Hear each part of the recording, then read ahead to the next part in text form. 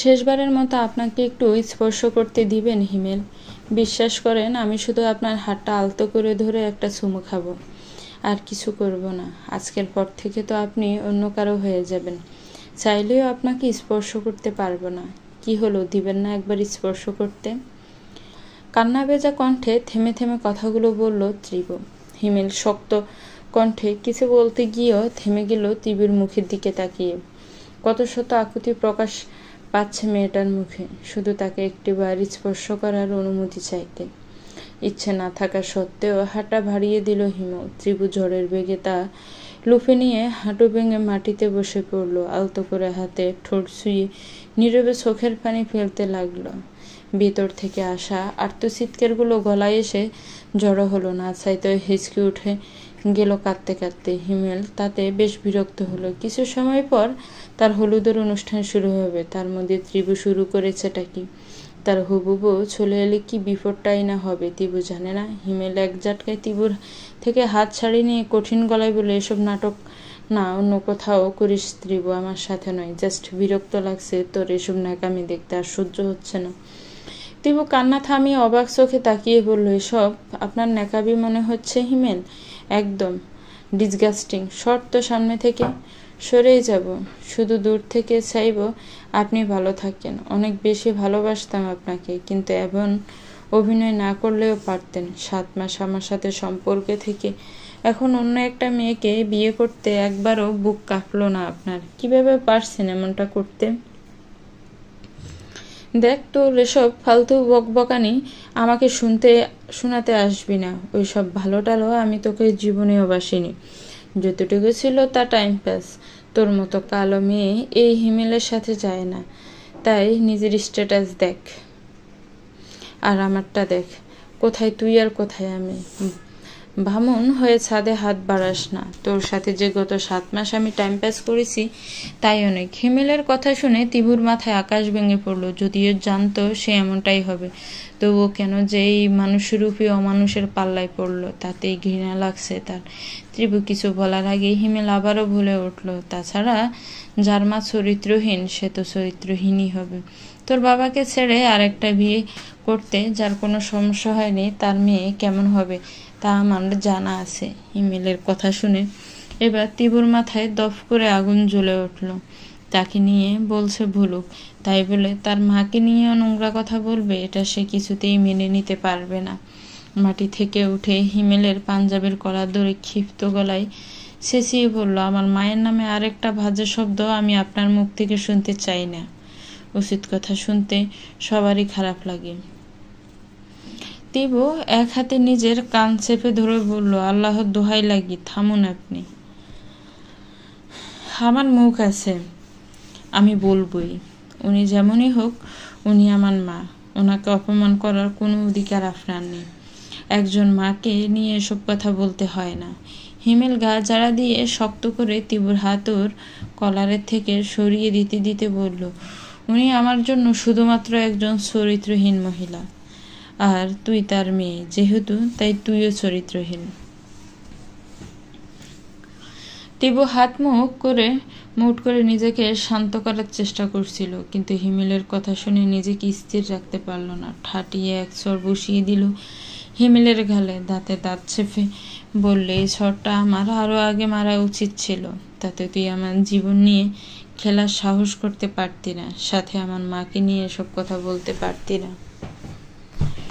হিমেল গালে হাত দিয়ে উত্তপ্ত চোখে ত্রিভুর দিকে তাকালো।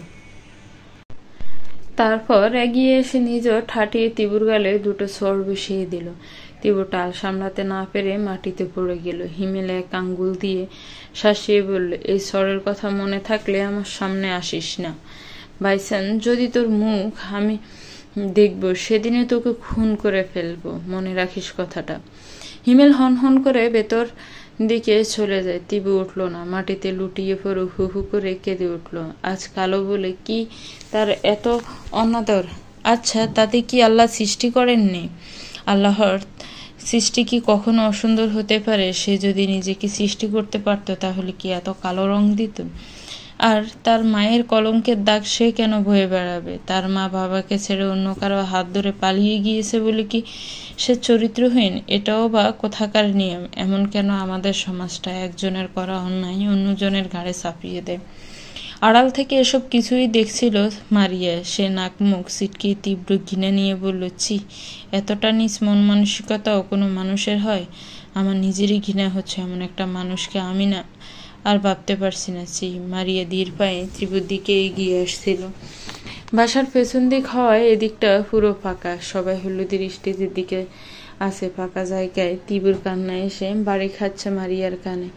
মারিয়া ত্রিপুর সামনে যাওয়ার আগেই ত্রিপু উঠে দাঁড়ালো। তারপর দিকপাশ না তাকিয়ে পূর্ব দিকের মেইন রোডের দিকে দৌড় লাগালো। বিড়বিড় করে শুধু এটুকুই বলল, এ জীবন আমি রাখবো না। দোষ না করে যখন আমাকে কথা শুনতে হয়, অপমান পেতে হয়, ধোঁকা খেতে হয়, তাহলে এই জীবন রেখে কি লাভ? আমি মরবো, হ্যাঁ আমি মরবো। ঘটনাটা এত দ্রুত ঘটে গেল যে অপর মারিয়ার বুঝতে একটু সময় লাগলো। যখন বুঝতে পারলো ততক্ষণে অনেক দেরি হয়ে গেছে। ত্রিভুতার চোখের আড়াল হয়ে গেছে। সে বড় করে একটা দীর্ঘশ্বাস ছেড়ে স্টেজের দিকে চলে গেল। তবে মনে মনে ভাবলো, আজ একটা হেস্তনেস্ত হয়ে যাবে। ঈশান কোণে মেঘ জমেছে, থেকে থেকে বিজলি চমকাচ্ছে, ঠান্ডা হাওয়া বইছে, বৃষ্টি আসবে মনে হচ্ছে। আষাঢ় মাসে এসব কিছু না, এই ভালো তো এই মন্দ। বৃষ্টি আসারও কোনো নির্দিষ্ট সময় নেই। এই ধরুন একটু আগেও আকাশটা কত ঝকঝকে ছিল, ছাদও উঠেছিল। সেই ছাদ কালো মেঘে আড়াল হয়ে গেছে। দূর থেকে শো শো শব্দ শোনা যাচ্ছে। ঝড়ের আলামত নয় তো। ঝড় বৃষ্টির রেলিংয়ের ওপর দাঁড়িয়ে আছে ত্রিভু। নিচে টলমলে নদীর পানি। এখান থেকে লাফ দিলে বাঁচার চান্স খুব কম, কারণ নদী বেশ গভীর। ব্রিজের ওপর দাঁড়িয়ে থর থর করে কাঁপছে সে। এতক্ষণ মরবো মরবো বললেও এখন তার খুব ভয় করছে। নিজের জীবন কেনা ভালোবেসে বলুন তো, যে ভালোবাসা না তার থেকে বেকুব এই পৃথিবীতে দুটো নেই। ত্রিভু এক পা বাড়াতে গিয়েও থমকে যাচ্ছে। সারা শরীর কাঁপছে তার। বেশ কিছু সময় লাভ দিবে নাকি দিবে না এসব ভাবছে। মন বলছে লাভ দিতে, মস্তিষ্ক বলছে দিতে না। কার কথা শুনবে? বা ভাবতে ভাবতে মস্তিষ্কের কথায় সায় দিল ত্রিভু। ব্যর্থ হয়ে নিচে নেমে গেল। ব্রিজ থেকে কিছুটা দূরে একটা পরিত্যক্ত বাস স্ট্যান্ড আছে গুটি গুটি ফের। সেখানে এসে দফ করে এক বেঞ্চে বসে পড়লো। বসে মুখ থেকে কিঞ্চিত করে কাঁদতে লাগলো। বিড়বিড় করে আপন মনে শুধু একটা কথাই আড়াতে লাগলো, কেন কেন আমার সাথেই এমন হয় কেন? আল্লাহ, তুমি আমাকে এমন জীবন কেন দিলে? আল্লাহ কিন্তু এর কথা ঠিকই শুনেছেন, কারণ তিনি সর্বশ্রোতা, সব কিছু জানানো শুনুন। হঠাৎ করে রিমঝিম দ্বারায় বৃষ্টি পড়তে আরম্ভ করলো। সে কি বৃষ্টি! একেবারে ঝুম বৃষ্টি যাকে বলে। উপরে ছাউনি জাতীয় কোনো কিছু না থাকায় ত্রিভু জবজবে ভিজে যাচ্ছে, তবুও সে নড়ছে না। দুই হাঁটু মোড়ে মাথা গুজে ফুপিয়ে ফুপিয়ে কাঁদছে। রিমঝিম তালের বৃষ্টির সাথে তার চোখের পানিগুলো ধুয়ে যাচ্ছে। বৃষ্টিতে ভিজে ত্রিভু শীত করছে, তাও সে সেখান থেকে সরার নাম নিচ্ছে না। আচমকা ত্রিভুর মনে হলো তার গায়ে বৃষ্টির ফোঁটা পড়ছে না। কান্না থামিয়ে মাথার দিকে তাকাতে বিজলি চমকানোর আলোয় দেখতে পেল তার মাথায় ছাতার মতো কিছু একটা আছে। কেউ সেটা ধরে রেখেছে। ত্রিভু কিছুটা ভয় পেয়ে নিজেকে গুটিয়ে নিল। এই রাতের বেলায় জনমানবহীন নির্জন পরিত্যক্ত বাস স্টপে কেউ আসে না। লোক মুখে শোনা যায় এখানে নাকি ভূত আছে। ত্রিভু ছোটবেলা থেকে ভূত ভীষণ ভয় পেয়ে। সে এখনো ভূতের ভয় পেয়ে কয়েকটা স্বপ্ন ডেক গেল। কি অদ্ভুত কথা, যে কিনা মরতে এসেছিল সে এখন ভূতে ভয় পাচ্ছে। ভূতের থেকে বাঁচার জন্য মনে মনে দোয়াদরুদ পড়তে লাগলো, কিন্তু ভয়ে সবকিছু তালগোল পাকিয়ে যাচ্ছে। যে মুহূর্তে ত্রিভু ভাবলে একটা দৌড় দিবে, পালাবে, কেউ নরম গলায় বলল, কি হয়েছে আপনার? কি হয়েছে আপনার? নরম কণ্ঠস্বর শুনে ত্রিভু দৌড় না দিলেও নিজেকে কিছুটা গুটিয়ে নিল। ত্রিভুর ধারণা মতে এটা মানুষের গলার স্বর। ভূতের গলার স্বর হলো ভয়ানক ও গম্ভীর হতো, তাই সে পালালো না। ত্রিভু কাঁপা কাঁপা গলায় কিছু বলার আগে অপর পাশ থেকে আবারও শোনা গেল, এত রাতে এই পরিত্যক্ত বাস স্টপে কি করছেন ম্যাডাম? মেয়েদের এত রাতে বাইরে না থাকা ভালো। এমনি দিনকাল ভালো নয়, কখন কি হয়ে যায় তা তো বলা যায় না, তাই বলছিলাম আর কি। তার কথা শুনে তীব্র মনের ভয় পুরোপুরি না কেটে গেলেও কিছুটা কমলো। কণ্ঠস্বর শুনে মনে হচ্ছে কোনো যুবকের গলা, কিন্তু কতটুকু সঠিক তাতে তার একটু সন্দেহ আছে। বেজার শরীরে তীব্র থেকে কেঁপে উঠছে, ভীষণ শীত করছে তার। বৃষ্টির বেগ অনেকটা কমে এসেছে, ঘুরে ঘুরে বৃষ্টির ফোঁটা পড়লেও ঠান্ডা বাতাসের বেগ কমেনি, তাই সেই সাথে আকাশ কাঁপিয়ে বিজলি চমকানোতে আছে। ছেলেটার কথায় ত্রিভুর ভাবান্তর হলো না। নিষ্পলক ছাউনিতে মাথা উঠিয়ে তাকালো, কিন্তু নিকেশ কালো আধারে একটা কালো অবয়ব ছাড়া কিছুই আবিষ্কার করতে পারল না।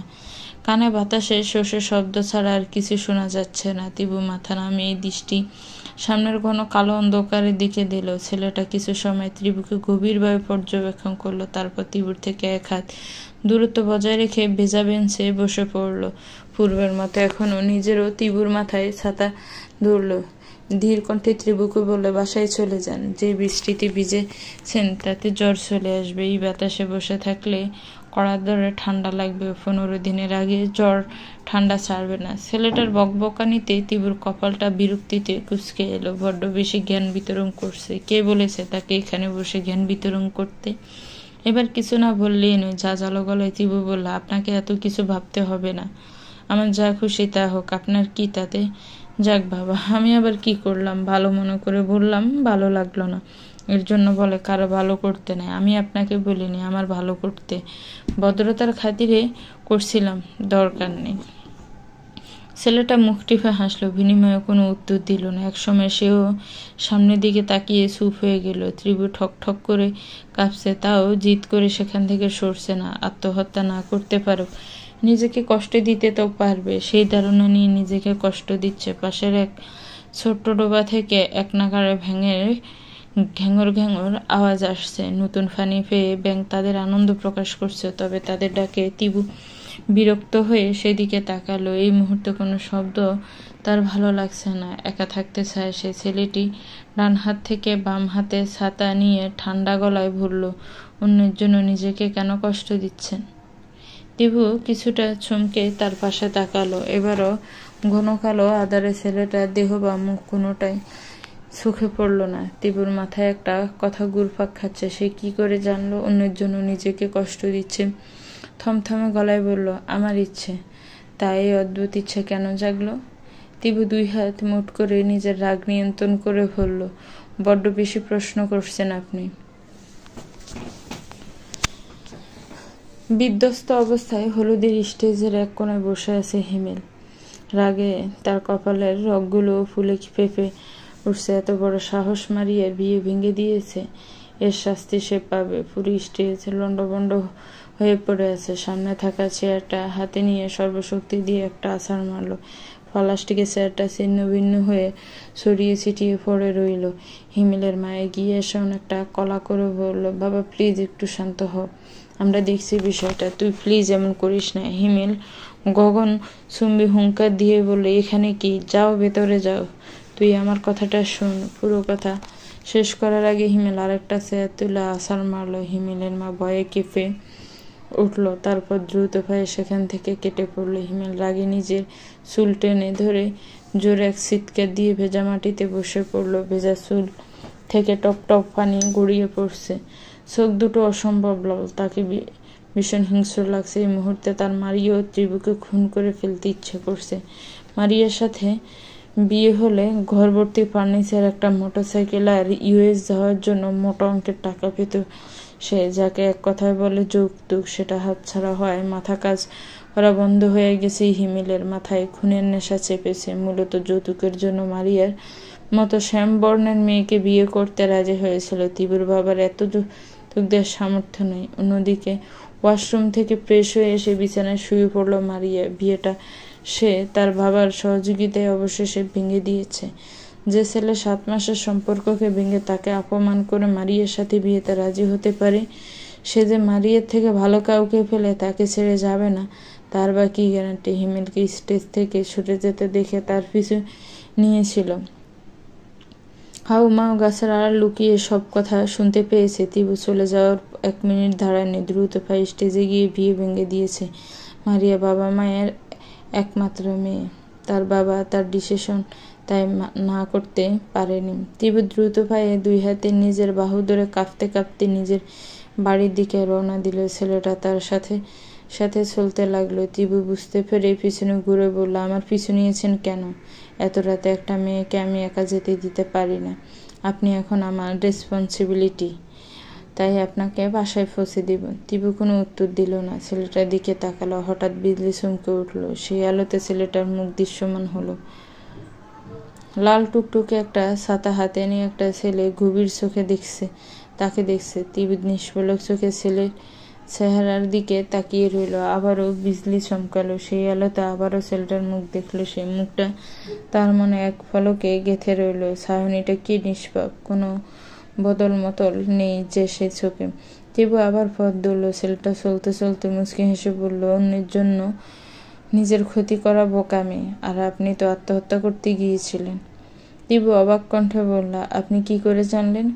ছেলেটা তিবুর কথায় থতমত খেয়ে গেল। আমতা আমতা করে বলল, আপনাকে দৌড় দিয়ে এদিক দিয়ে যেতে দেখছি। ব্রিজে দাঁড়িয়ে ঝাঁপ দিবেন কিনা দিবেন তা ভাবছিলেন। আমি এখান থেকে দাঁড়িয়ে দেখছিলাম। আপনি যদি ঝাঁপ দিতেন তাহলে আমি বাঁচাতাম, কিন্তু আপনাকে দ্বিধাদ্বন্দ্বে থাকতে দেখে আমি এগোলাম না। ওহ, আপনার কি হয়েছে তা কি বলবেন? যদি আপনার বলতে ইচ্ছে হয় আর কি। আমার মনে হচ্ছে আপনি খুব ডিপ্রেশনে আছেন। বন্ধু ভেবে বলতে পারেন। আপনার দুঃখ লাঘব করতে না পারলেও আপনার মনের দুঃখগুলো কিছুটা কমবে। ত্রিভু বড় করে একটা দীর্ঘশ্বাস ছাড়ল। তার খুব ইচ্ছে করছিল কাউকে মনের কথাগুলো বলতে। সে যদি সব বলতে পারত তাহলে মনটা কিছু হলেও হালকা হতো। কিছু সময় থেমে সে বলল, আমি একটা ছেলেকে ভালোবাসতাম। তার নাম হিমেল। সে সম্পর্কে আমার চাচির ভাইয়ের ছেলে। গত 7 মাস ধরে আমার তার সাথে সম্পর্ক ছিল। সবাই বলতো ছেলেটা খারাপ, তাই আমি তার সাথে সম্পর্কে জড়াতে রাজি হইনি। 2 সপ্তাহ ঘুরে সে আমাকে কনভিন্স করে ফেলেছে। আমার প্রতি ওর ভালোবাসা দেখে আমিও ভেবেছিলাম জীবনে এমন কেউ এলে যে আমি সত্যিকারের ভালোবাসি, কিন্তু আমি ভুল ছিলাম। সে শুধু আমার সাথে টাইম পাস করেছে। তার সূক্ষ্ম অভিনয় আমি ধরতে পারিনি। আজ তার হলুদ ছিল। সে আজ আমাকে ভীষণভাবে অপমান করেছে। সাথে আমার মাকেও চরিত্রহীন বলেছে। আমার গায়ে রং নিয়ে কথা শুনিয়েছে। আমি সহ্য করতে না পেরে আত্মহত্যা করতে এসেছিলাম, কিন্তু সাহসে কুলালো না।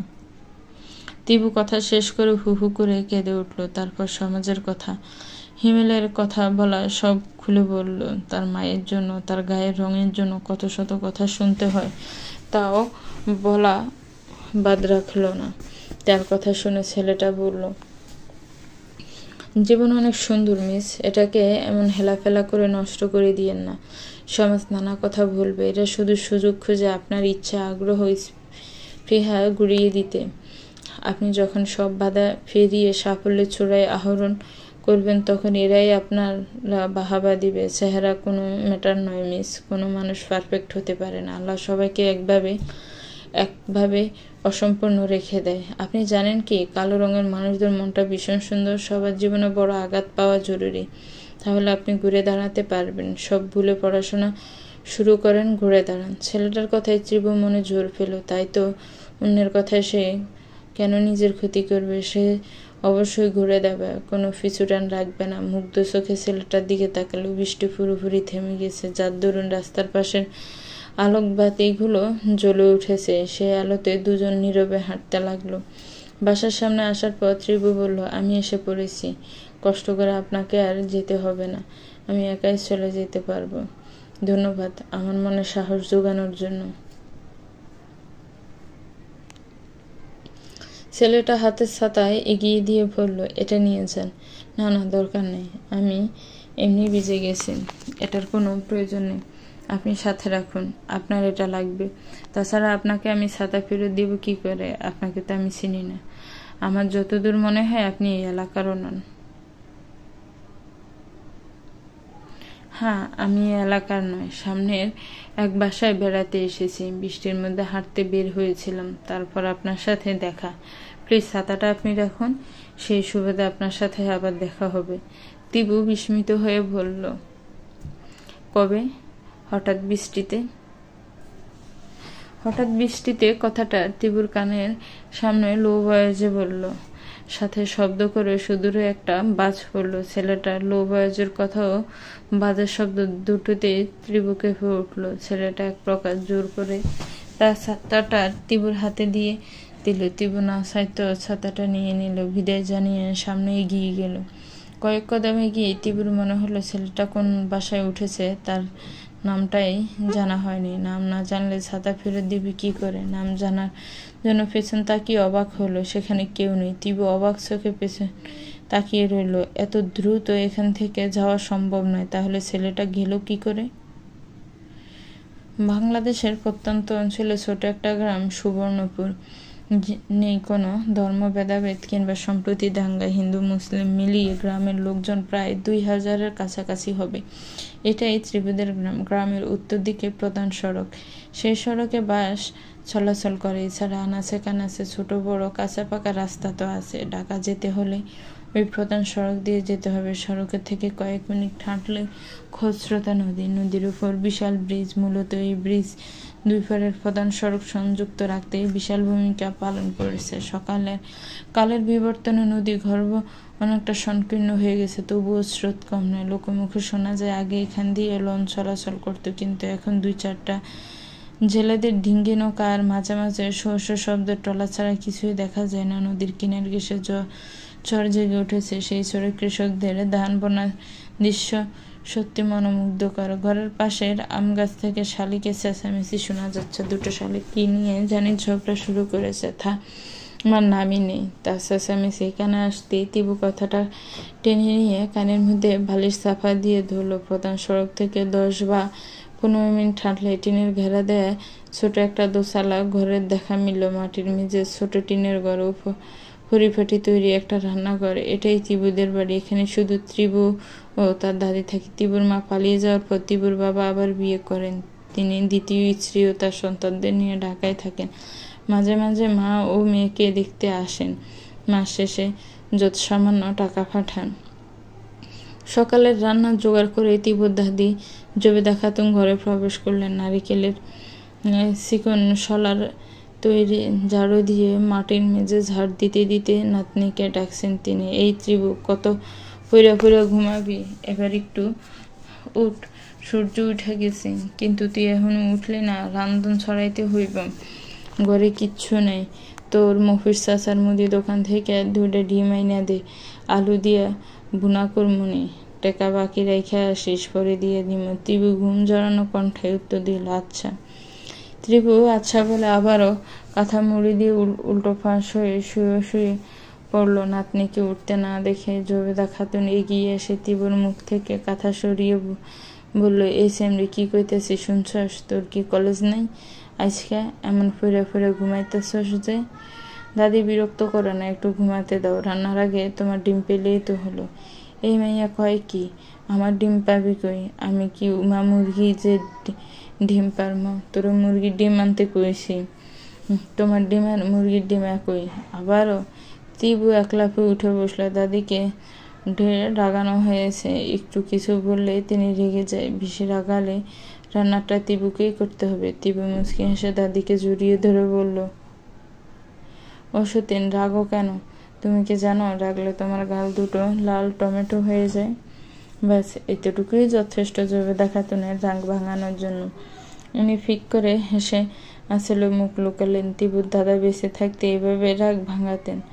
তার নাতনিও সেরকম হয়েছে। মানুষটা গত হয়েছে আজ 12 বছর হলো।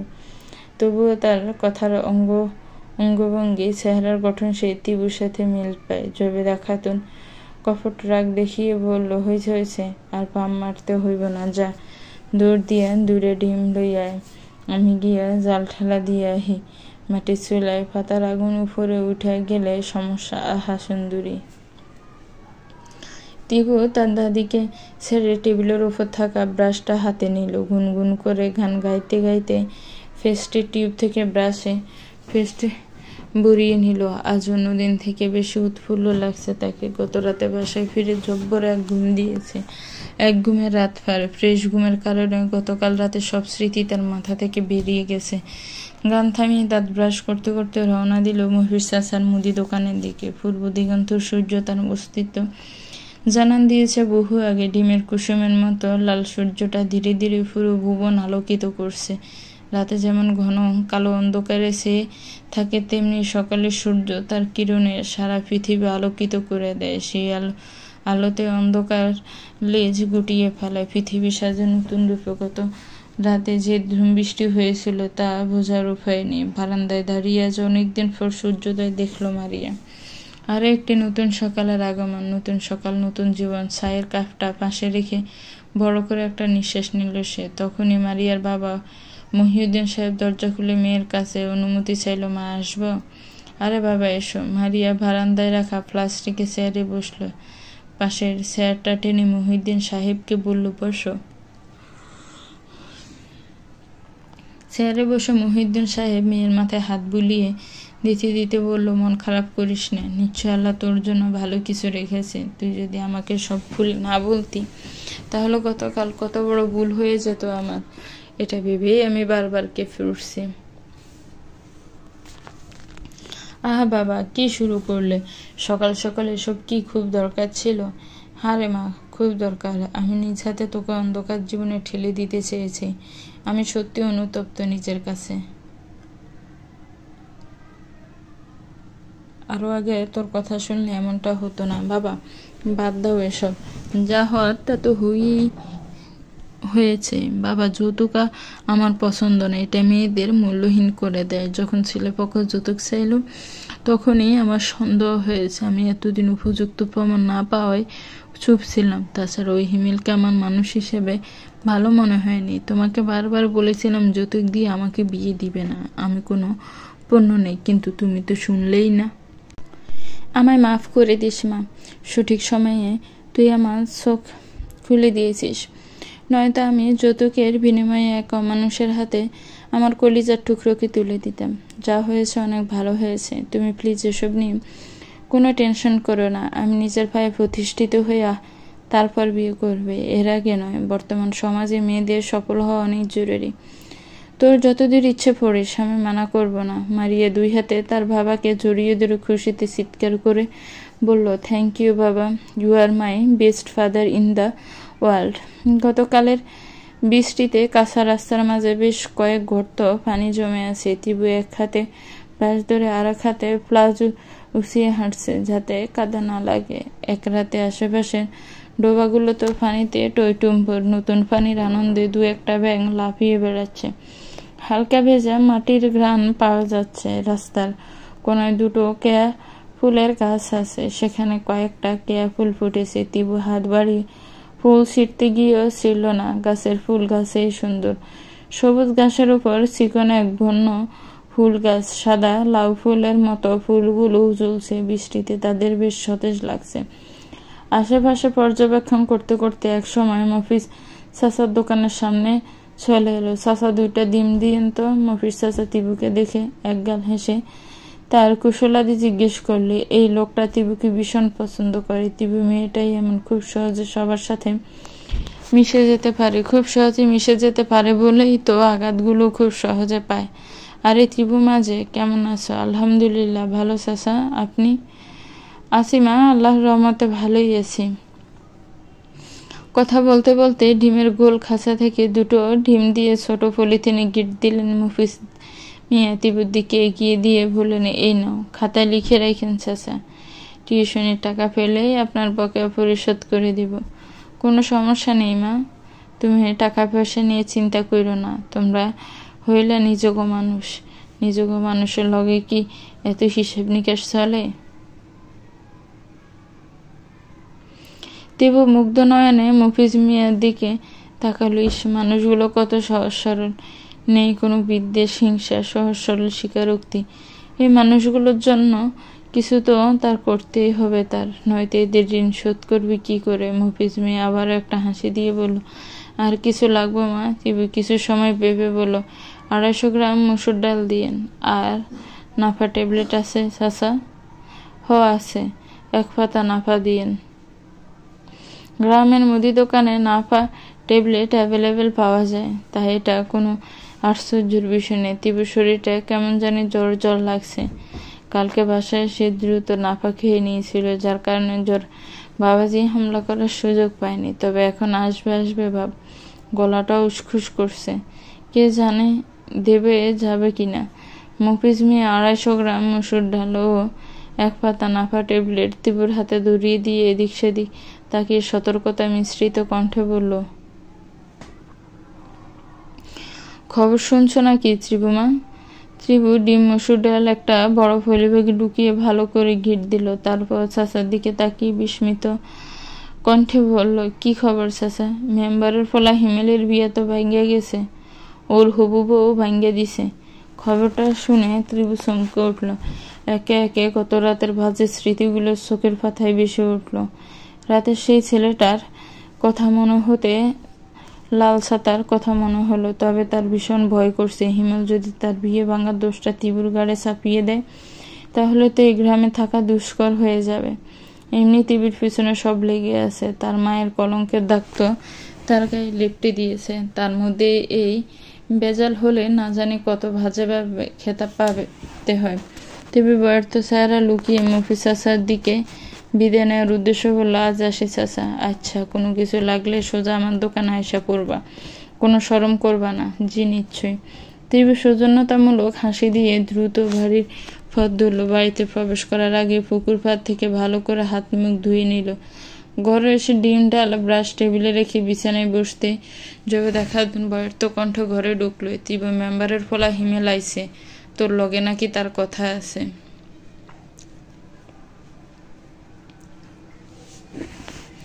ত্রিভু মেম্বারের দাদির মুখে হিমেলের নাম শুনে ত্রিভু চমকে বিস্ফোরিত দৃষ্টিতে তার দাদির দিকে তাকালো। সারা রাস্তায় সে ভয়টা পাচ্ছিল। চোখ নামিয়ে মাটির দিকে শান্ত নজর দিল ত্রিভু। বুকের ভেতরটা টিপ টিপ করছে। ত্রিভুর রিয়াকশন বদলে যাওয়ায় জবেদা খাতুন এগিয়ে এসে ত্রিভুর বাহু মৃদু করে ধাক্কা দিয়ে বলল, কি রে, এমন মূর্তির মতো বইয়ে রইলি কেন? কি কইলাম শুনলি না? মেম্বারের ফলা আমাগো বাড়ি কেন? তোর সাথে তার কিসের কথা? ত্রিভু শান্ত দৃষ্টিতে তার দাদির দিকে তাকিয়ে বলল, টেবিলে ডিম আর ডাল আছে, সেগুলো নিয়ে দ্রুত রান্না বসাও, অনেক ক্ষুধা লাগছে, আমি ভাত খাবো। কলেজ যেতে হবে তো। আমি তোরে কি কইলাম শুনছস? তুমি তোমার কাজ করো, আমি দেখছি। জবেদা খাতুন কিছু বলার আগে ত্রিভু ধীর পায়ে বের হয়ে গেল। দ্রুত হিমেলকে বিদায় করতে হবে, পাশের বাসার মহিলারা দেখে ফেললে কুচ্ছা রটাবে। এমনি ত্রিভুর ভুল ধরার জন্য উৎফেতে থাকে। দেরি করলে হিমেলও চেঁচামেচি শুরু করতে পারে। ধৈর্য নামক বস্তুটা ছিটে ফোটাও হিমেল আর মাঝে নেই। চেঁচামেচি করলে আরেক ঝামেলা, মানুষ জড়ো হয়ে যাবে, তারপর কত শত কাহিনী ঘটবে তা আর ত্রিভু ভাবতে পারল না। উঠোনের কোনায় কাঠের চেয়ারে পায়ের উপর পা তুলে বসে আছে হিমেল। চোখ মুখ অসম্ভব লাল, চুলগুলো উস্কো খুস্কো, নাকের ঢাকাটা লাল হয়ে আছে। হিমেল যে রেগে আছে তার লক্ষণ এটা। ফর্সা গায়ের রংটাও কিরকম কালছিটার মতো লাগছে। ত্রিভু নিঃশব্দে হিমেলের সামনে গিয়ে দাঁড়ালো। হিমেলকে ভীষণ ভয় করছে। তার কাঁপা কাঁপা গলায় জিজ্ঞেস করলো, আপনি এখানে কি করে? হিমেল দ্রুত অন্যদিকে থেকে দৃষ্টি সরিয়ে ত্রিভুর দিকে তাকিয়ে বলল, আমি এখানে কেন তা তুই জানিস না? ত্রিভু ব্যর্থ গলায় আমতা আমতা করে বলল, না, আমি কি করে জানবো? হিমেল রেগে চেঁচিয়ে বলল, কোন সাহসে তুই মারিয়াকে সব বলেছিস? আমি কিছু বলিনি। তুই না বলেও জানলো কি করে? আমি সত্যি বলছি, আমি কিচ্ছু জানি না। মারিয়াকে আমি কিছুই বলিনি। ত্রিভু ভয়ে তোতলাতে লাগলো। ত্রিভুর কথাবার্তা শুনে হিমেলের মেজাজটা দফ করে জ্বলে উঠল। চোখ দুটো রক্তবর্ণ করে বলল, তোর সবচেয়ে বড় ভুল ছিল তুই গতকাল আমার হলুদের অনুষ্ঠানে যাওয়া। তুই না গেলে আমি তোর সাথে কথাও বলতাম না, আর যাতে কিছু হতো না। হিমেল জানে ত্রিভু কিছু করেনি, কারণ ত্রিভুর এত সাহস নেই। তবে তার বলে একটাই, সে কেন হলুদের অনুষ্ঠানে গিয়েছে, না গেলে তো এসব কাহিনী হতো না। তার ক্ষোভে হিমেল এগিয়ে এসে ত্রিভুর মুখ শক্ত করে চেপে ধরে বলল, খুব বাড়ছিস তুই, তোর কপালে শনি আছে, যত নষ্টের গোড়া তুই, চরিত্রহীন মেয়ে। আপাতত তোকে কিছু করব না, আগে ওই মারিয়াকে দেখে নি।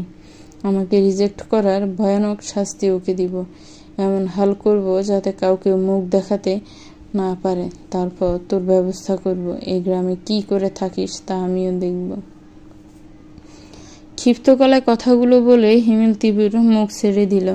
ভেতরে ভেতরে ত্রিভু এখন ভীষণ ভয় পাচ্ছে। সে মিয়ে গেছে। হিমেল রাগলে হিতাহিত শূন্য হয়ে যায়। হিমেল ত্রিভুর কাঁধে জোরে ধাক্কা দিয়ে হন হন করে বেরিয়ে গেল। ত্রিভু নিচে পড়তে পড়তেও নিজেকে সামলে নিল। নিচের ঠোঁট কামড়ে ধরে মাটির দিকে তাকিয়ে কান্না সংবর্ধন করে নিল। তবুও চোখ থেকে অবাধ্য 2 ফোঁটা পানি গাল বেয়ে গড়িয়ে পড়ল। জবেদা খাতুন শাক পাতা ধুতেই পুকুরে ঘাটফার গিয়েছিল। দ্রুত পায়ে জাপটায় উঠে ফিরে এসে নাতনিকে এই অবস্থায় দেখে বলল, মেম্বারের ফলা কি কইল তোরে? তুই কান্দস কেন? ওই এমন তাড়া খাম্বার মতো ধারায় রইছস কেন? কি হইছে ক আমারে?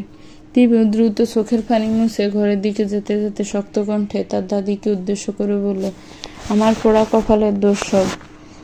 আমার আবার কিছু করতে হয় নাকি? ভাগ্যের দোষে আজ আমার এই দশা। তুমি এসব বুঝবা না। যাও গিয়ে নিজের কাজ করো।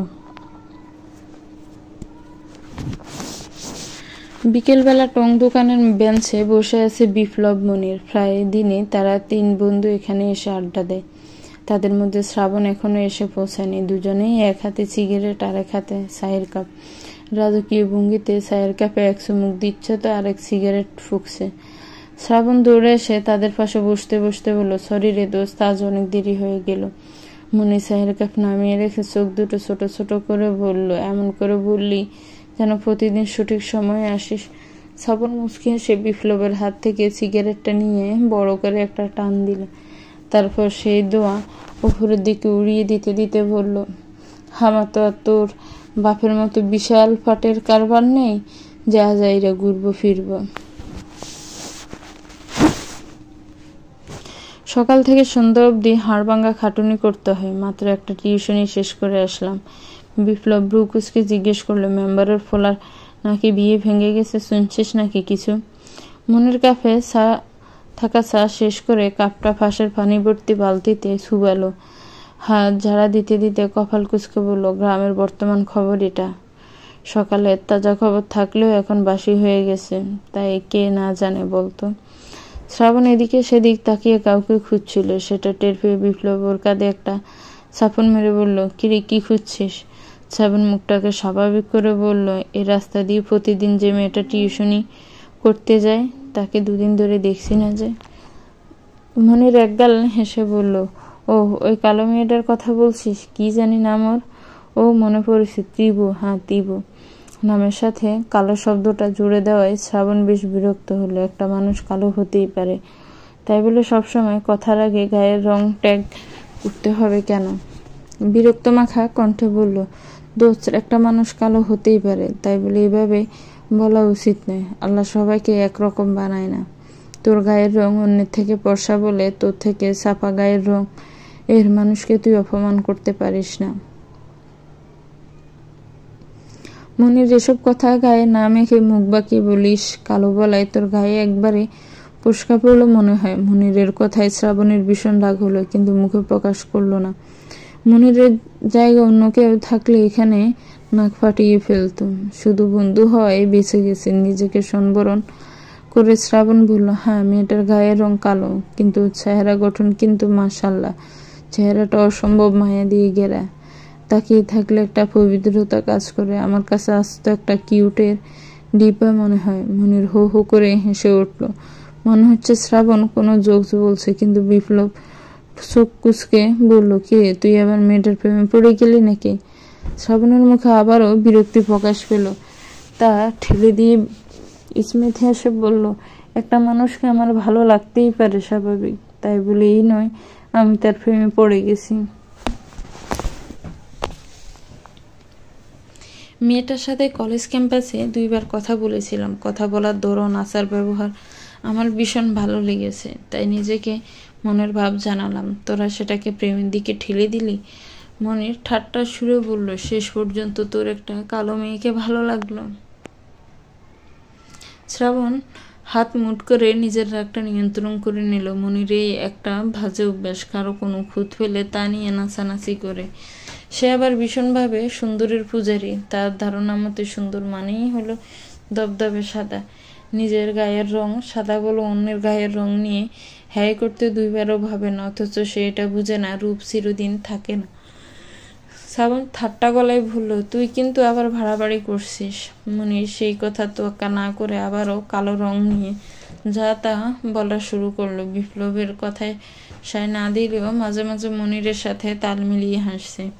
এই জায়গায় থাকলে অঘটন ঘটতে পারে। তাই শ্রাবণ কোনো কথা না বলে দ্রুত পায়ে উল্টো দিকে রওনা দিল। মনির বিপ্লবের হাসির সাথে সে যোগ দিতে পারে না। কারো গায়ের রং নিয়ে কোনো ঠাট্টা বিদ্রুপ করার অধিকার কারণ নেই। তাছাড়া এখানে থাকলে ওদের দুজনের সাথে মারামারি লেগে যেতে পারে। তাই দ্রুত সটকে পড়ল। পিছন থেকে বিপ্লব এক নাগারে ডেকে চলছে, কিন্তু শ্রাবণ কিছু তাকালো না। আবারও বিপ্লব জোরে জোরে চেঁচিয়ে বলে, এই শ্রাবণ, কোথায় যাচ্ছিস? পরের দিন কখন থেকে দরজা বন্ধ করে বসে আছে ত্রিভু, খোলার নামও নিচ্ছে না। এদিকে সকাল গড়িয়ে দুপুর হয়ে গেছে, কলেজেও যায়নি সে। বিছানায় উপুর হয়ে শুয়ে কান্না করিয়ে যাচ্ছে। দোষ না করেও তাকে প্রতিবার কথা শুনতে হয়। নিজের জীবনের প্রতি তিক্ততা এসে পড়েছে তার। মাঝে মাঝে ইচ্ছে করে সব ছেড়ে নিরুদ্দেশ হয়ে যেতে। বাড়ির উঠোন ঝাড়ু দিতে দিতে জবেদা খাতুন তার নাতনিকে এক নাগারে বিরতিহীনভাবে ডেকেই যাচ্ছে। তবুও ত্রিপুর কোনো রেসপন্স নেই। ছোট দোসালা টিনের ঘরের মাঝে টিনের পার্টিশন দিয়ে দুটো ভাগ করা, সেখানে একটা দরজা আছে। ঝাড়ুটা রেখে সেই দরজা ধাক্কাতে ধাক্কাতে জবেদা খাতুন বললেন, ওই ত্রিভু, দুয়ার খোল।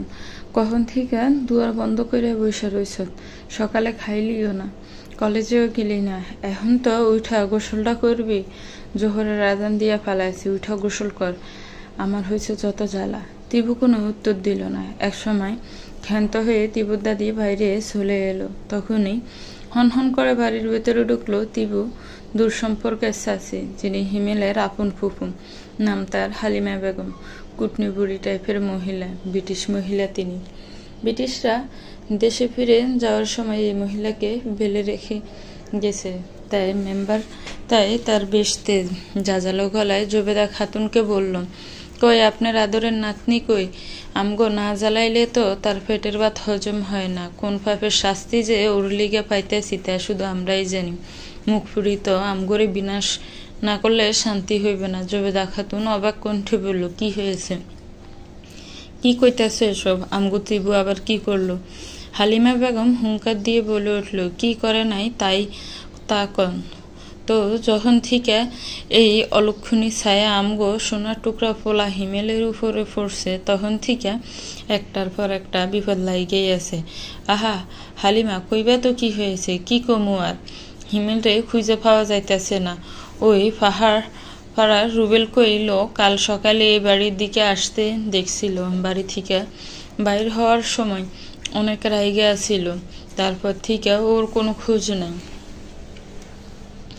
ত্রিভু চেঁচামেচির আওয়াজ শুনে সবে মাত্র দরজা খুলে বের হয়েছিল। ত্রিভুকে দেখতে হালিমা বেগম আঙ্গারের মতো জ্বলে উঠে বলল, ওই কলঙ্কিনী, তুই মরতে পারস না? তুই মরলে তো সব ঠিক হয়।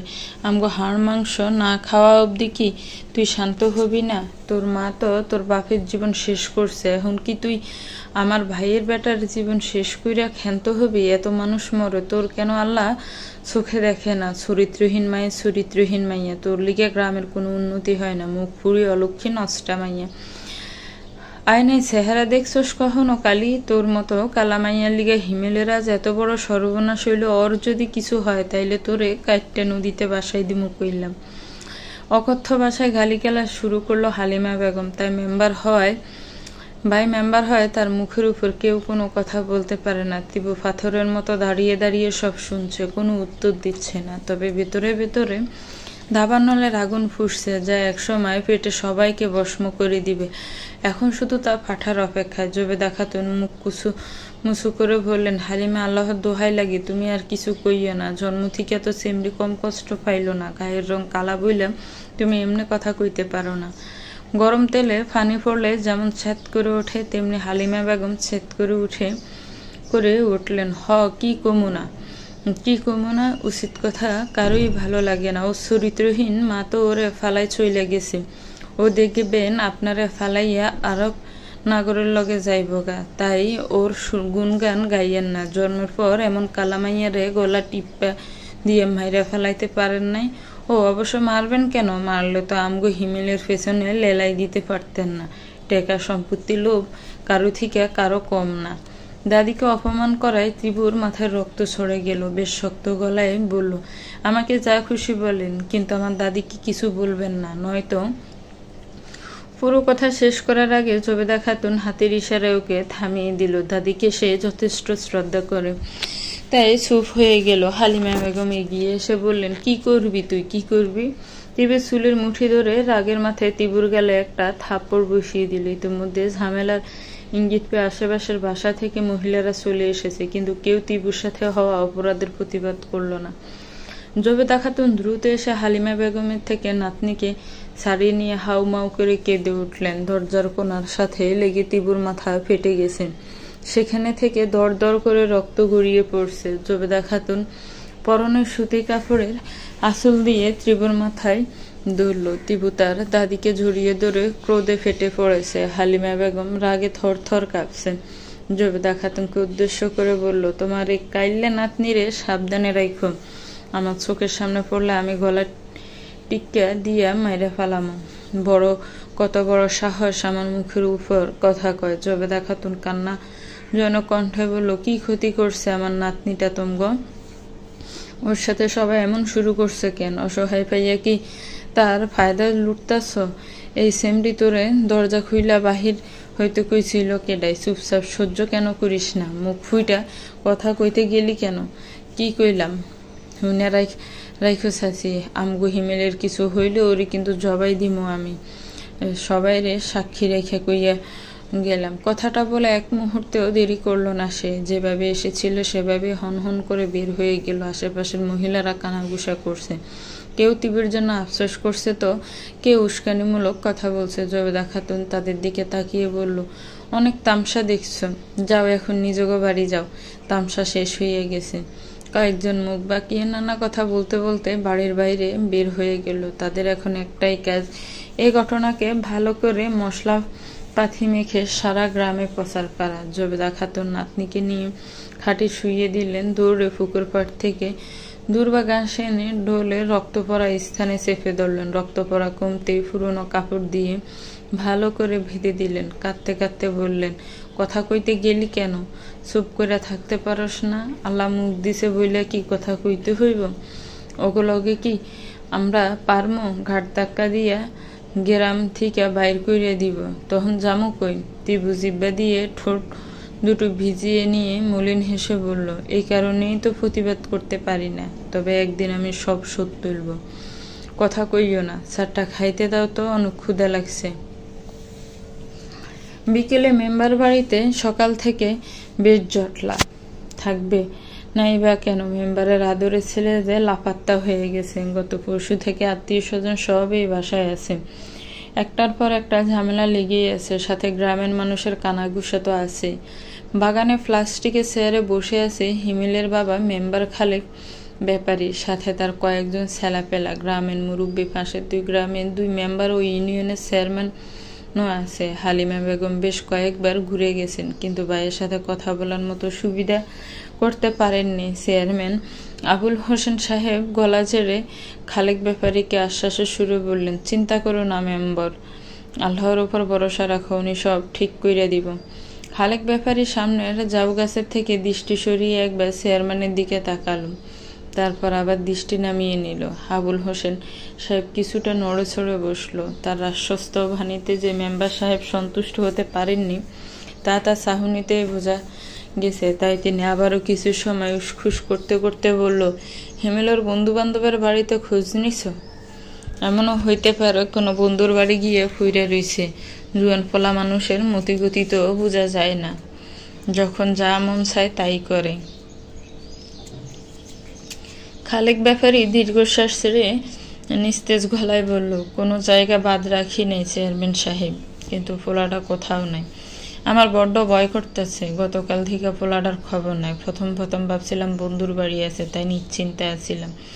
রাত হইয়া সকাল গড়ায় গেল, তবুও ফিরল না।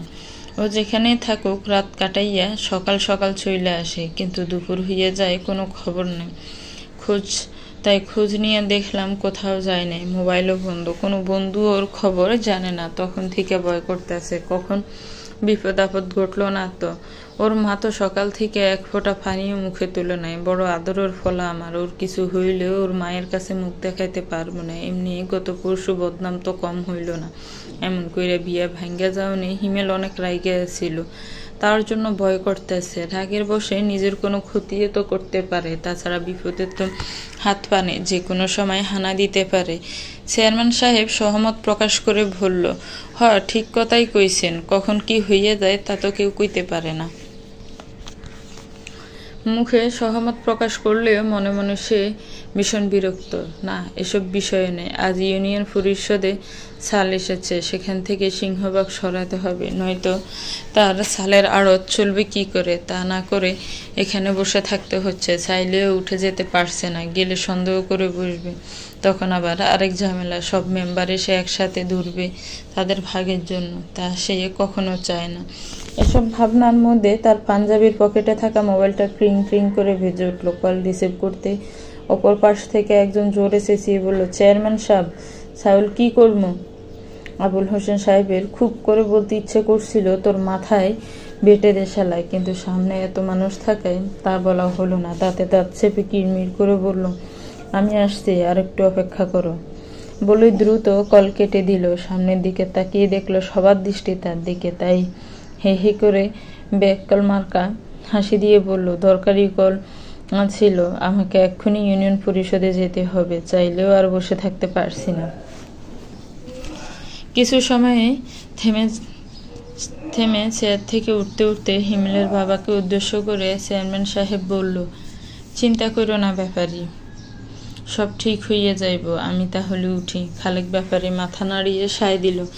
চেয়ারম্যান সবার দিকে তাকিয়ে হাত উঠিয়ে আসছি বলে দ্রুত কেটে পড়ল। আবারও সেই লোকটা কল দিয়ে ফেলেছে, সে না জবাব দিয়ে কল দিতেই থাকবে। খালেক ব্যাপারী মাথা নিচু করে একবার চেয়ারম্যানের যাওয়ার দিকে তাকিয়ে বড় করে শ্বাস ছাড়ল। আশেপাশের মানুষ নানা কথা বলছে, কিন্তু কোনোটাই তার কর্ণগোচর হচ্ছে না। মিনিট খানেক পর একটা লোক এসে ব্যাপারীর হাতে মোবাইল ধরিয়ে দিয়ে বলল, ভাই আপনার ফোন আইছে।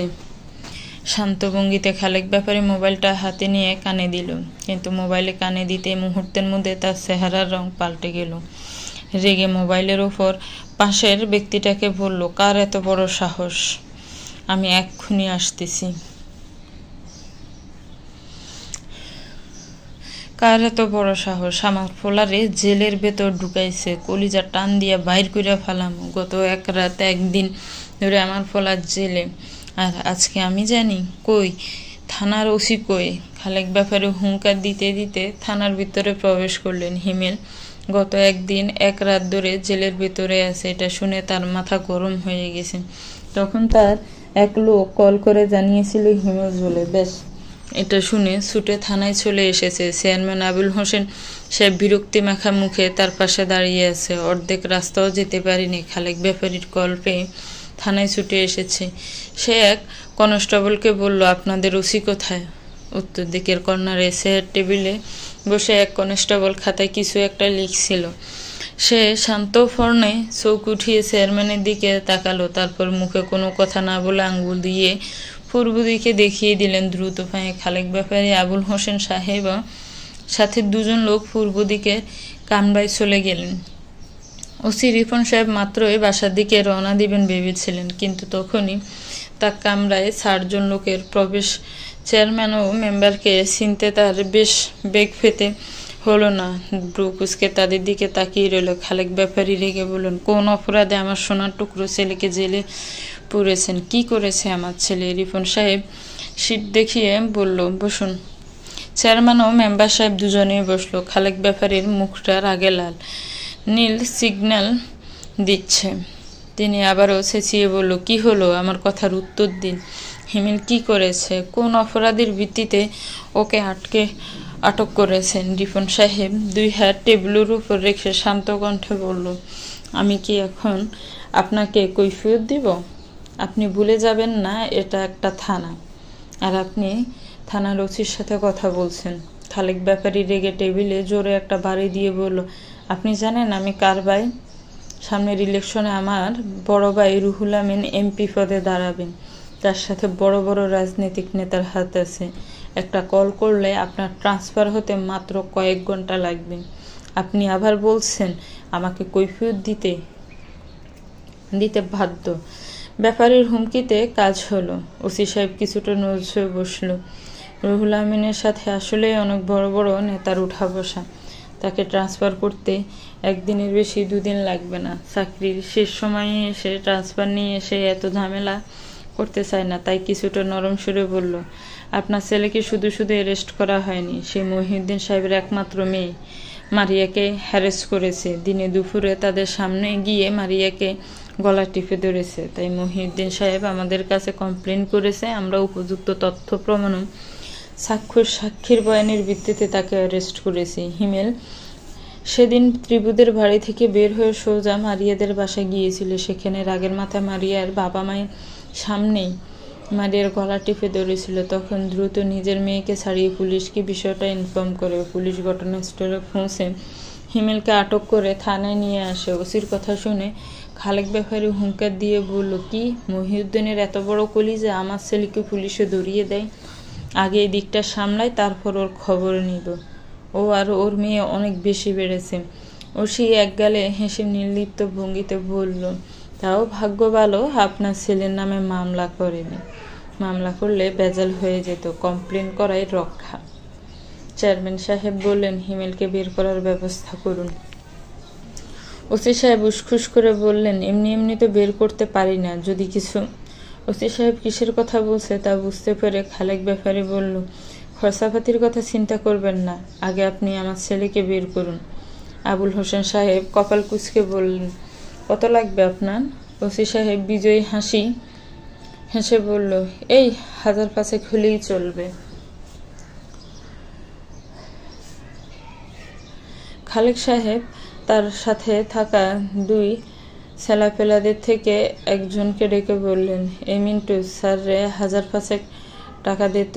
মিন্টু নামক লোকটা ব্যাপারীর আদেশ পেয়ে শার্টের পকেট থেকে দ্রুত টাকা বের করে ওসির হাতে দিলেন। ওসি সাহেব সিলের মতো ছৌ মেরে টাকাটা নিয়ে প্যান্টের পকেটে গুজে ফেললেন। কেউ দেখলে আবার ঝামেলায় পড়তে হবে। টাকা রেখে খুশি মনে টেবিলে থাকা বেল ছাপলেন। মিনিটের মধ্যে এক হাবিলদার এসে সেলুট করে বলে নিয়ে, স্যার যাও গিয়ে ওনার ছেলেকে নিয়ে এসো। Okay sir. হাবিলদার আদেশ পেয়ে ছুটল 14 শিকের কারাগারের দিকে। বেশ কিছু সময় পর হিমেলকে নিয়ে ফিরল। একদিনে তার চেহারার রং পাল্টে গেছে। মশার কামড়ে মুখের নানা জায়গা লাল হয়ে আছে। চেহারাটাও মলিন। খালেক ব্যাপারী দ্রুত চেয়ার থেকে উঠে ছেলের মুখ চোখে হাত দিয়ে বলল, একদিনে কি চেহারা হয়ে গেছে আমার আদরের ছেলেটার, কি অবস্থা তোর? হিমেল তার বাবার হাত ছাড়িয়ে নিয়ে 2 হাত মুঠ করে রাগ নিয়ন্ত্রণ করে বলল, আমাকে ছাড়বো না বাবা। ওই মহিউদ্দিন সাহেব ও তার মেয়েকে যদি উচিত শিক্ষা না দেয় তাহলে আমার নামে হিমেল নয়, মারিয়ার আমি এমন অবস্থা করব যাতে কেউ আমার সাথে এসব করার আগে 2 বার ভেবে নেয়। ব্যাপারী ছেলের হাত ধরে তাকে সান্ত্বনা দেওয়ার উদ্দেশ্যে বলল, সব কিছু হবে, যেমন তুই চাইবি তেমনি হবে, কিন্তু এখন নয়। চল বাসায় চল। তোর মা তোর চিন্তায় নাওয়া খাওয়া ভুলে গেছে। ওসি সাহেব গিয়ে এসে খালেক ব্যাপারীর সাথে হাত মেলাতে মেলাতে বলল, কোনো সহযোগিতা লাগলে আমাকে বলবেন, আর কমপ্লেনের বিষয়টা নিয়ে ভাববেন না, আমরা তা দেখে নেব। আসছি বলে খালেক ব্যাপারী, আবুল হোসেন সাহেব, হিমেলও সাথে লোক বেরিয়ে গেল। টেবিলে বসে থাকা সেই কনস্টেবলটা ঘৃণায় ওসি সাহেবের থেকে চোখ ফিরিয়ে নিলেন। পুরো ঘটনাটা তার জানা আছে। ঘুষের বিনিময়ে ছেলেটা ছাড়া পেয়ে গেছে। এই আর নতুন কি? থানা থেকে বেরিয়ে ব্যাপারী চেয়ারম্যানও তার ছেলেপেলা মিন্টু লোকমানকে বলল, চেয়ারম্যান সাহেব আপনি বাসায় চলে যান, এমনি আজকে আমারও অনেক সময় দিছেন। আর মিন্টু, লোকমান তোরা হিমেলকে নিয়ে বাসায় চলে যা, আমি একটু আসছি। হিমেল জিজ্ঞেস করলো, কোথায় যাবে বাবা? ব্যাপারী ছেলের দিকে তাকিয়ে বলল, মহিউদ্দিনের সাথে আমার একটু বোঝাপড়া আছে। সন্ধ্যা থেকে তিবুর কাঁপুনি দিয়ে জ্বর এসেছে। 105 ডিগ্রির মতো জ্বর হবে। জবেদা খাতুন বড় ট্যাঙ্ক থেকে ল্যাব বের করে তিবুর গায়ে মিলে দিয়েছেন। তবুও তার নাতনি ঠকঠক করে কাঁপছে। 2 দিন আগে জুম বৃষ্টিতে ভিজেছে। 2 দিন ধরে ঠিকমতো খাওয়া দাওয়া করে না। আজ দুপুরে কত কাহিনী ঘটলো। আবার আসলো জ্বর, মাথা ফেটে গেছে। সব মিলিয়ে যাচ্ছে তাই অবস্থা। তিবুরের অবস্থা দেখে তার দাদি নীরবে কাঁদছে। মেয়েটার দুদণ্ড ভালো থাকতে পারে না, একটার পর একটা লেগেই আছে। সে যদি পারত তাহলে নাতনিকে নিয়ে এই গ্রাম ছেড়ে বহু দূরে চলে যেতে, কিন্তু যাবেটা কোথায়? স্বামীর এই বিটিটুকুই তো শেষ সম্বল। আসলে মুখ মুছে তিবু শিউরে পাশে বসলো, কপালে হাত রেখে দেখলো জ্বরটা একটু কমেছে, একটু আগে গা পুড়ে যাচ্ছিল। সে দ্রুত কপাল থেকে বালতি ভর্তি পানি এনে ত্রিবুর মাথায় ঢেলে তাপমাত্রা কমিয়েছে। দীর্ঘকণ্ঠে ত্রিবুকে ডাকলো, ত্রিবু, এই ত্রিবু, ওইটা একটু কিছু খাইয়ালো। উহু কইল হইব না, 2 লোকমা হইল খাইতে হইব, ভাত খাইয়ে একটা নাফা খাইতে হইব। না, কি না, না কইলে তো হইব না, উঠ একটু, এখন খাবো না। কোনো কথা নাই, আমি যা কইছি তাই, আর কোনো কথা শুনবো না। উঠ দেখি, আমি খাওয়াই দেই। তিনি উঠে গিয়ে টিনের পার্টিশন দেওয়া আরেক পাশে চলে গেলেন। খানা ঢুলির পাশে ছোট মাছা থেকে প্লেট নিয়ে পাতিল থেকে ভাত বেড়ে নিল। সেচি শাক দিয়ে শুটকির ঝোলও ডাল রান্না করেছেন, সেখান থেকে বেশিরভাগ অংশ প্লেটে নিয়ে এলেন। 1 মাগ পানি নিয়ে নাতনির পাশে এসে বসলেন। তিবু উঠে একটু খাইয়ে নি। তিবু দুর্বল কণ্ঠে কাঁপতে কাঁপতে বলল, খাবো না, প্লিজ দাদি, জোর করো না। জোর করো না কইলে তো হইব না, খাইতে হইব, না খাইলে গায়ে জোর পাবি কই থেকে?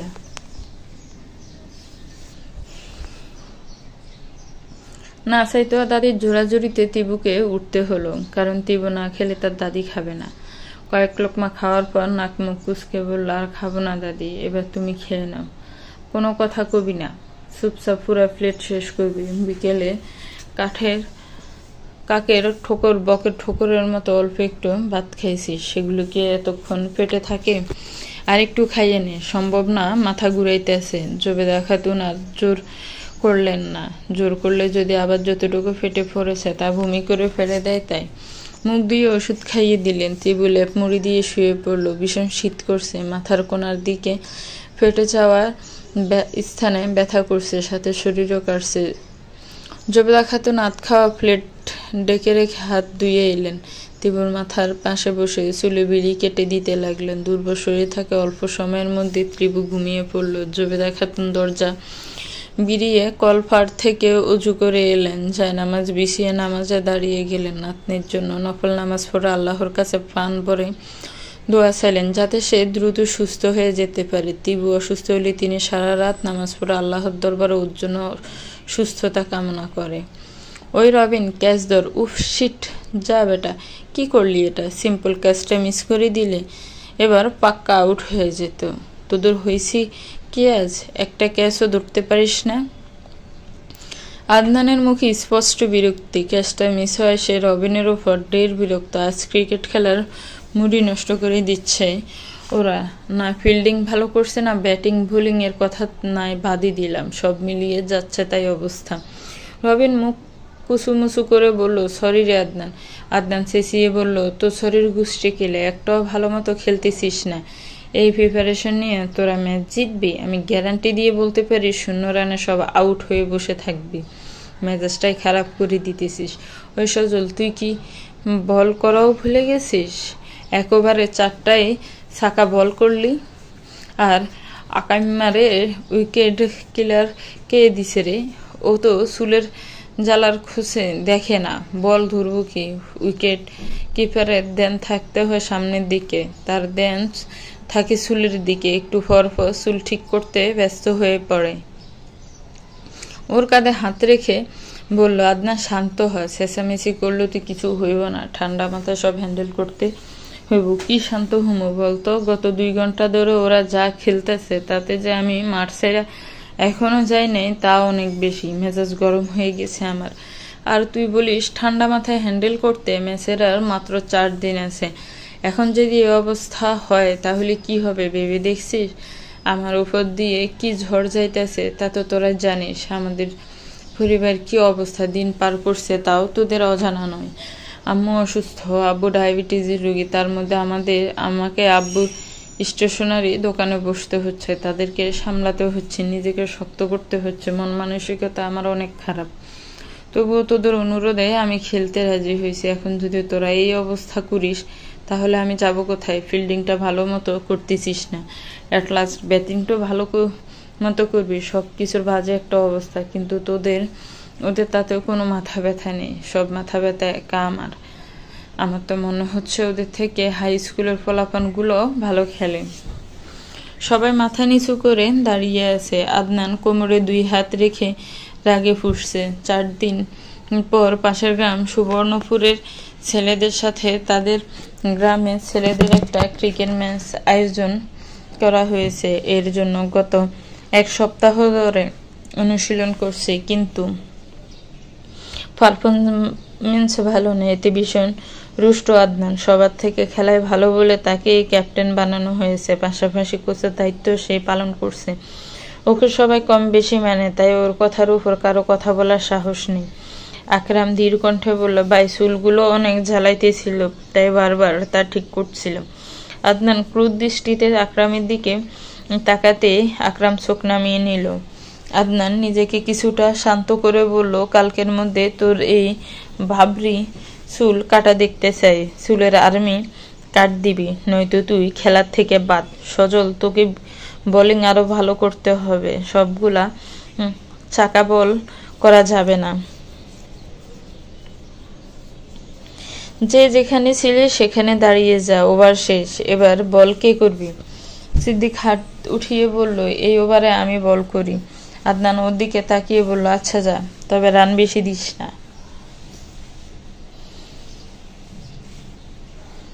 ওকে, নো টেনশন, আমি রান বেশি দিব না। আদনান সবাইকে থামিয়ে বলল, 1 মিনিট। সব সময় মাথায় রাখবি বিপরীত টিমের সাথে খেলছিস, তাই ওদের সাথে খেললে যেরকম পারফরমেন্স করতে সেরকম করবি, যাতে করে ওইখানে গিয়ে কোনো সমস্যা না হয়।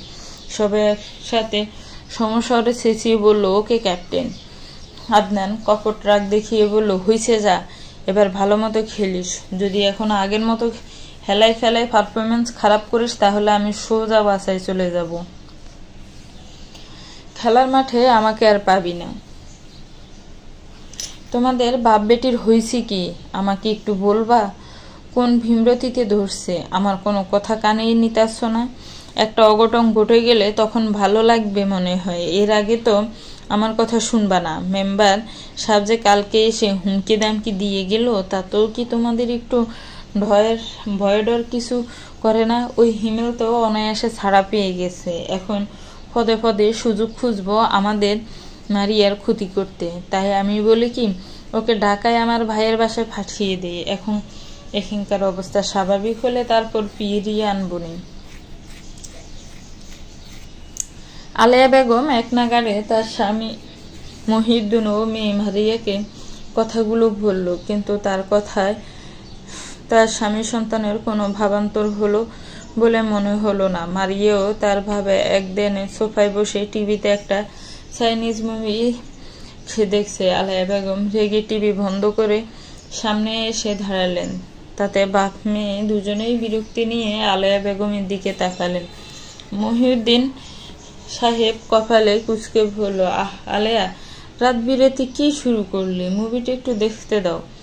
মারিয়াও তার ভাবার সাথে যোগ দিয়ে বলল, আমু কি শুরু করলা? সরো সামনে থেকে। আলেয়া বেগম রাগী গলায় বলল, আমার কথা কি তুমগো একটাও শুনছ?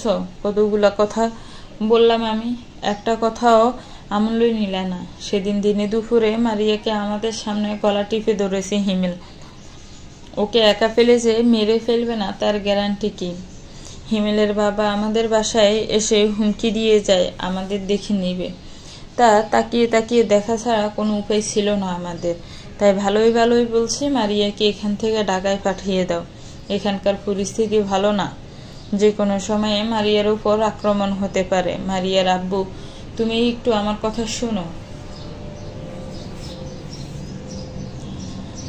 আলেয়া বেগমের কথা শুনে মহিউদ্দিন সাহেব তপ্ত নিঃশ্বাস ছাড়লেন। একমাত্র মেয়েকে নিয়ে মারিয়ার মায়ের ভয় পাওয়াটা স্বাভাবিক। গতকাল সন্ধ্যার একটু পরে খালেক ব্যাপারী এসে নানা হুমকি দামকি দিয়ে গেছে। মানহানির মামলাও নাকি করবে বলেছে। তারপর থেকে আলেয়া বেগমের মনে নানা চিন্তায় ঘুরপাক খাচ্ছে। সারাদিন বয়ার্ত গলায় সম্ভাব্য বিপদের কথাবার্তা ভুলে গেছে। মহিউদ্দিন সাহেব ততটা গুরুত্ব না দিলেও তার মনে যে মেয়েকে নিয়ে ভয় নেই তা কিন্তু নয়। সে শুধু ভয়টা প্রকাশ করছে না, হলুদের দিন থেকে যে ঝামেলা শুরু হয়েছে তা দিনকে দিন বেড়েই যাচ্ছে। কিন্তু মারিয়া এসবের ধার ধারে না। সে প্রচুর সাহসী মেয়ে, তার একটাই কথা, এখান থেকে সে যাবে না। এই ঘটনা শেষ দেখেই ছাড়বে। সে যদি এখান থেকে চলে যায় তাহলে নিজের কাছে নিজে বিতু নামক উপাধি পাবে। সে এখানে থেকে বাবার সহযোগিতায় সব ঠিক করবে। হিমেল উল্টাপাল্টা কিছু করার আগে অ্যাকশন নিয়ে ফেলবে। আলায়া বেগম আবারও চেঁচিয়ে বলল, কি হলো, কিছু বলছো না কেন? একটা অঘটন ঘটলে কি তোমাদের টনক নড়বে? মারিয়া এগিয়ে এসে তার মাকে সোফায় বসিয়ে দিয়ে তার সামনে হাঁটু গেড়ে ফ্লোরে বসলো। তারপর মায়ের 2 হাত নিজের হাতের মুঠোয় নিয়ে বলল, তুমি খামোখা টেনশন করছো আম্মু। তুমি যেমনটা ভাবছো সেরকম কিছুই হবে না। আর আমি এখান থেকে কোথাও যাব না। আমি যদি পালিয়ে যাই তাহলে ওরা ভাববে আমি ভীতু, কিন্তু তোমার মেয়ে তো ভীতু নয়, সামনে দাঁড়িয়ে লড়াই করতে জানে।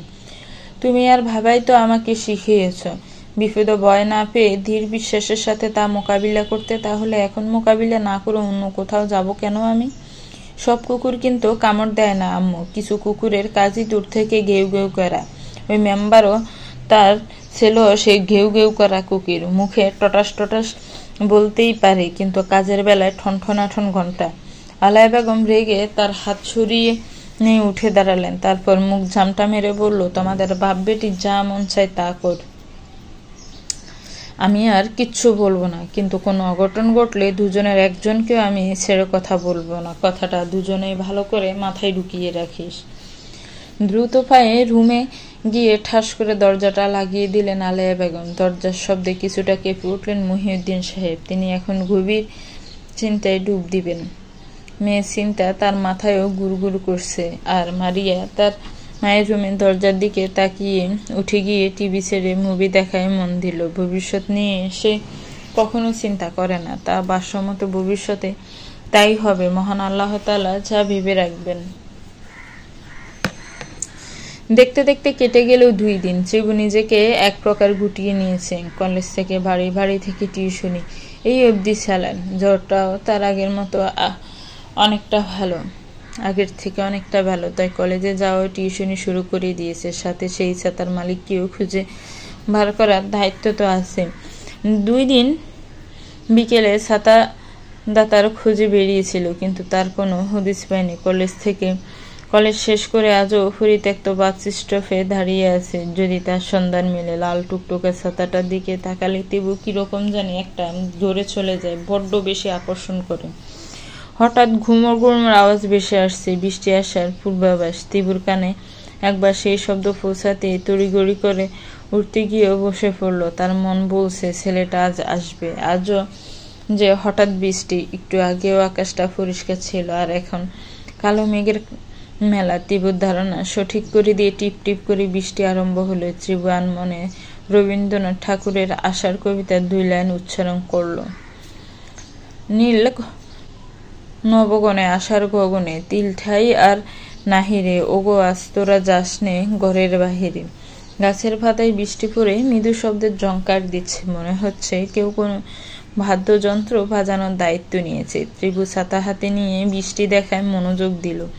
রাস্তায় কোনো মানুষ নেই। মাঝে মাঝে কয়েকটা গাড়ি তো গতিতে তাকে ক্রস করে চলে যাচ্ছে। টিপ টিপ বৃষ্টি বেড়ে গিয়ে ঝুম বৃষ্টিতে পরিণত হলো। বৃষ্টির বেগ বেড়ে যাওয়ায় ত্রিভু দৌড়ে রাস্তার পাশে নতুন টিকিট কাউন্টারের সামনে আশ্রয় নিল। চারদিকে অন্ধকার হয়ে গেছে। বৃষ্টির কারণে কিছু স্পষ্ট দেখা যাচ্ছে না। তখনই একটা ছেলে মাথার চুল ঝাড়তে ঝাড়তে ত্রিভুর পাশে এসে দাঁড়ালো। স্পষ্ট আলোতে ত্রিভু চমকে উঠে বলল, আরে আপনি? তো ভিউয়ার্স, গল্পটা আজকে এতটুকুই দিলাম। গল্পটার বাকি অংশ সামনে দিব, খুব শীঘ্রই দেওয়ার চেষ্টা করব। গল্পটাকে নিয়ে একটি গঠনমূলক কমেন্টস করবেন। গল্পটা কেমন লেগেছে সেটাও একটা কমেন্টস করে জানাবেন। গল্পটা ভালো লাগলে একটি লাইক করবেন, গল্পটাকে শেয়ার করবেন, আর আমার চ্যানেলটাকে প্লিজ সাবস্ক্রাইব করবেন। আল্লাহ হাফেজ।